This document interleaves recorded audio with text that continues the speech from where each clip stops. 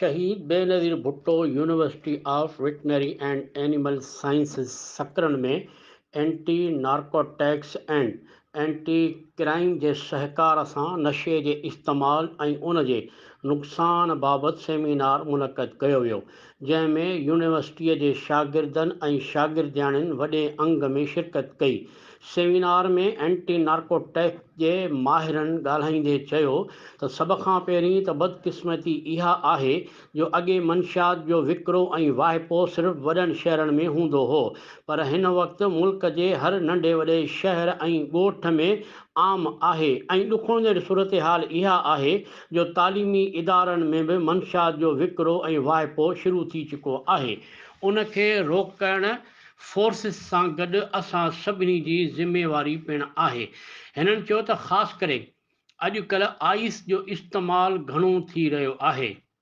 हिननि इहो बि ॿुधायो त मंशियात जो आदि हिकु पासे त समाज जे नज़रुनि में हक़ीर हूंदो आहे, पर ॿिए पासे इहे माण्हू समाज लाइ नासूर पिणु हूंदा आहिनि। आख़िर में बेनज़ीर भुट्टो यूनिवर्सिटी जे वाइस चांसलर सैयद फारूक उल हसन आयल महिमाननि समेत एंटी नार्कोटिक्स जी टीम जो शुक्रिया अदा कंदे चयो त असीं अव्हां जा थोराइता आहियूं जो अव्हां असांजे शागिर्दनि खे मंशियात जे बारे में आगाही ॾिनी।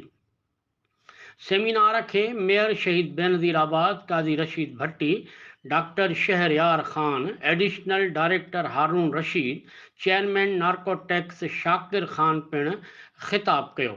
इन खां अॻु यूनिवर्सिटी जे उस्तादनि मोहम्मद ख़ान भंगवार ऐं डॉक्टर हिदायतुल्ला सूमरो आयल महिमाननि खे भलीकार कई।